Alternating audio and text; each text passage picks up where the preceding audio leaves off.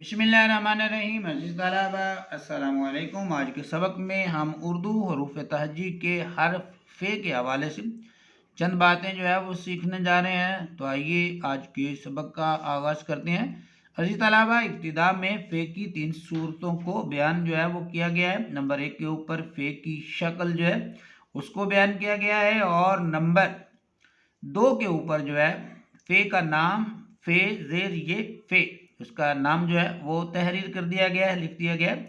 اور تیسرے نمبر پر فے کی آواز کو بیان کیا گیا ہے۔ فے پر ہم زبر لگا کر پڑھیں تو اس کی آواز بنتی ہے فے زبر فا۔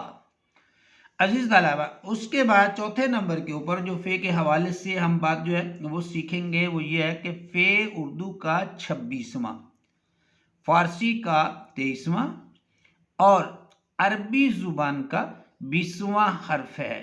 عزیز طلبہ، عربی زبان میں اس کا تلفظ فا ہے۔ عربی میں اس کا تلفظ کیا ہم کرتے ہیں؟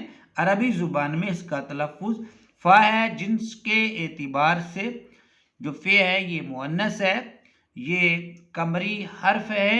اور عزیز طلبہ، حساب ابجد میں اس کے 80 عدد فرض کیے گئے ہیں۔ حساب ابجد میں اس کے کتنے عدد مقرر ہیں؟ اس کے 80 عدد مقرر ہیں۔